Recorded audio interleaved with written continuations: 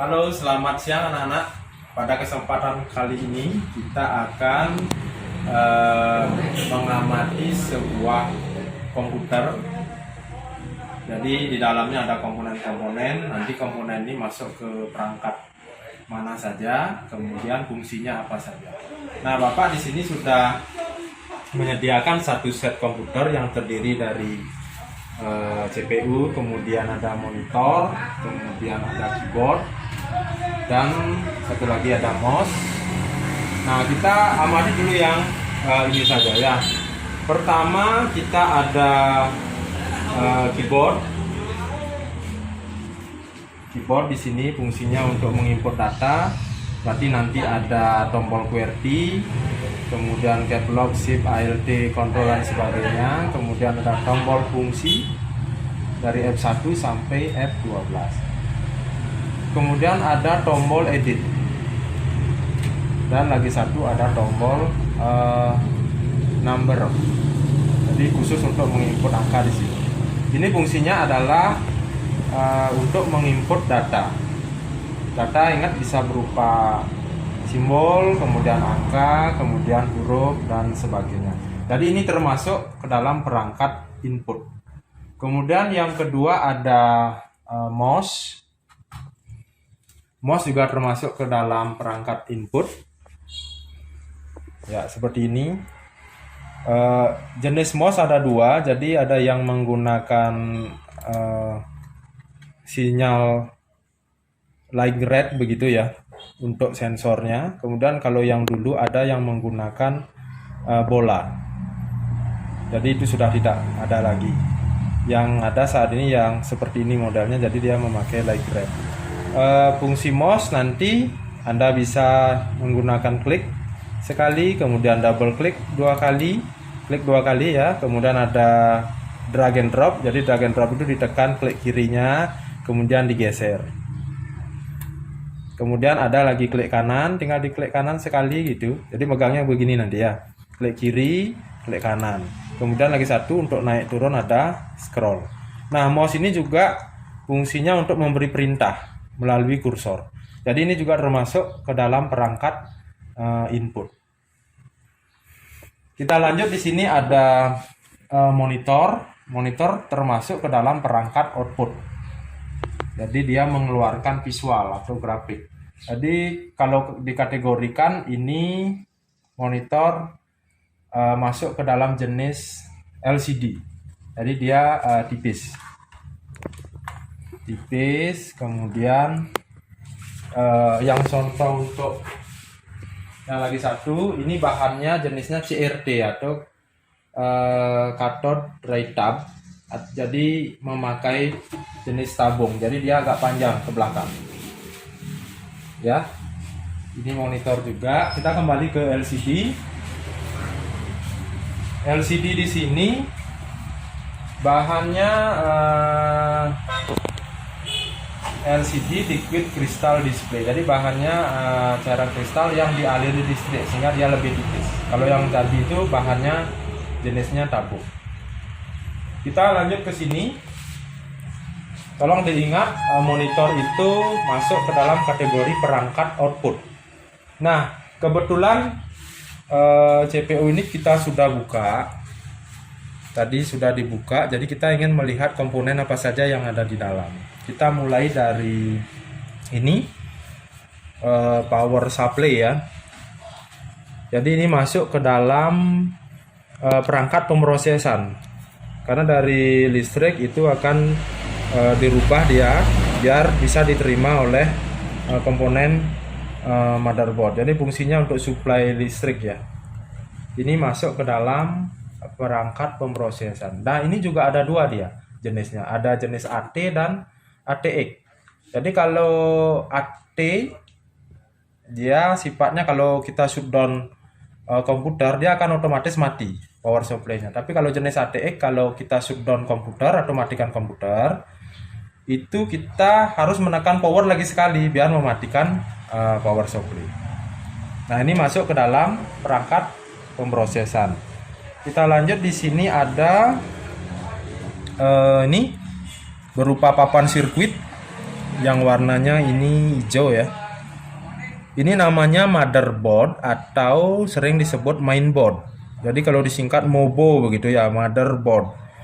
Ini fungsinya sebagai tempat menempelnya komponen-komponen seperti ada prosesor, kemudian ada RAM, kemudian ada resistor dan sebagainya ya. Juga BIOS ada di sini, tertanam dia di sini. Jadi ini fungsinya juga pemrosesan dia motherboard. Kita lanjut ke sini ada namanya prosesor ya. Prosesor. Nah, ini prosesor juga termasuk ke dalam pemrosesan. Jadi ini orang sering menyebut dengan otaknya komputer begitu. Jadi di dalam prosesor ini juga memiliki memori yang sangat kecil namanya register. Kemudian di dalamnya ada 3 bagian. Pertama ada ALU, Arithmetic Logical Unit. Kedua ada storage, jadi penyimpanan juga dia berisi. Kemudian yang ketiga control unit. Jadi ini fungsinya begini. Ini termasuk ke dalam perangkat pemrosesan. Jadi ketika anak-anak menginput suatu perintah di komputer, itu akan diterima dulu oleh yang namanya RAM.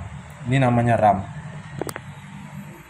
RAM kemudian memberikan instruksi kepada prosesor untuk diproses begitu. Nanti kalau prosesor ketika melaksanakan instruksi memerlukan data, prosesor meminta data ke RAM.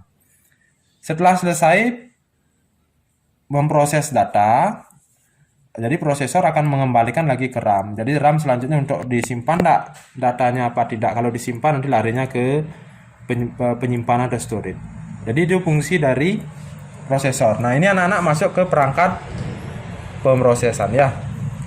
Saya taruh dulu di sini. Kita lanjut dulu ke bagian RAM. Nah, ini RAM. RAM itu RAM atau Random Access Memory. Kita buka dulu soketnya. Nah, ini namanya RAM, termasuk juga ke dalam perangkat pemrosesan. Jadi jenisnya dari dulu ada EDORAM, kemudian ada RDRAM, kemudian ada SDRAM, kemudian ada DDR1, DDR2, DDR3 dan sebagainya yang teknologi terbaru saat ini. Jadi ini memiliki penyimpanan anak-anak ya. Jadi penyimpanannya ada 256 MB, 1 GB, 512 MB, 2 GB, kemudian 4 GB, 8 GB dan sebagainya. Jadi ini juga komponen yang paling penting dari komputer. Ya, kemudian kita lanjut. Ini fungsinya, ingat anak-anaknya, sebagai penyimpanan sementara. Jadi kalau anak-anak misalnya mengetik itu disimpan dulu sementara di RAM. Jadi sifatnya, kelemahannya, jadi kalau mati listrik datanya hilang. Seperti itu ya. Kita taruh dulu, kemudian kita lanjut ke hard disk. Ini hard disk kebetulan di sini belum dibuka. Hard disk ini masuk ke dalam perangkat penyimpanan atau storage. Jadi ingat anak-anak ya, perangkat penyimpanan itu ada 2, yang removable dan non removable. Ini jenisnya masuk ke non removable. Kalau removable itu bisa dipindah-pindah. Contohnya adalah ini. Saya ambilkan flash disk. Flash disk, disket, CD, DVD itu masuk ke removable. Kalau yang melekat seperti ini non removable. Tapi saat ini sudah ada yang namanya hard disk eksternal atau hard disk portable ya. Jadi kalau hard disk portable itu masuk dia ke removable. Seperti itu ya. Jadi ini masuk ke perangkat penyimpanan termasuk yang flash disk tadi. Kita lanjut, ada apa lagi di sini? Ini tolong disorot. Ada speaker. Iya, ini speaker. Ini fungsinya alat output jelas ya. Jadi dia fungsinya mengoutputkan suara. Mengoutputkan suara. Perangkat output. Jadi untuk pemrosesan suara ada di sini. Kebetulan sound card ini. Ini sound card menempel dengan motherboard. Kalau sound card termasuk dia perangkat pemrosesan karena dia memproses audio menjadi data, kemudian bisa didengar oleh anak-anak begitu.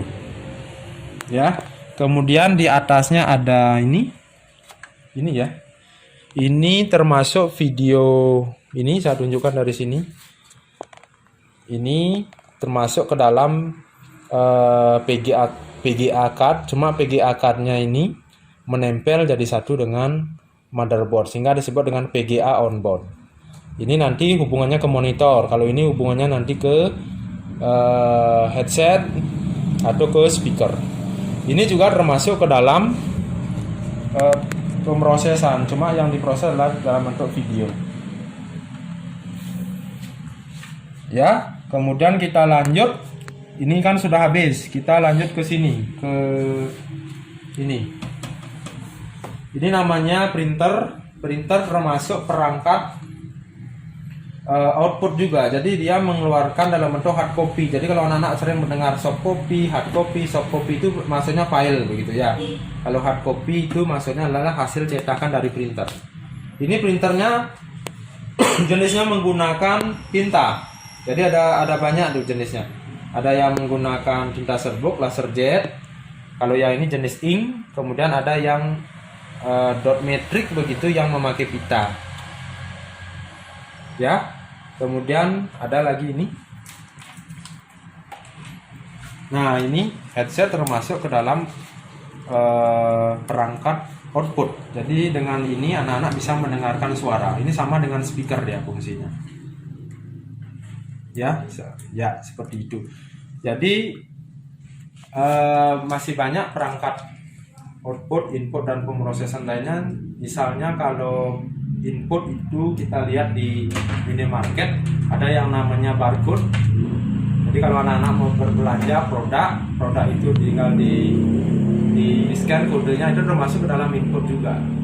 Kemudian kamera digital, video, camcorder itu masuk semuanya ke dalam perangkat input.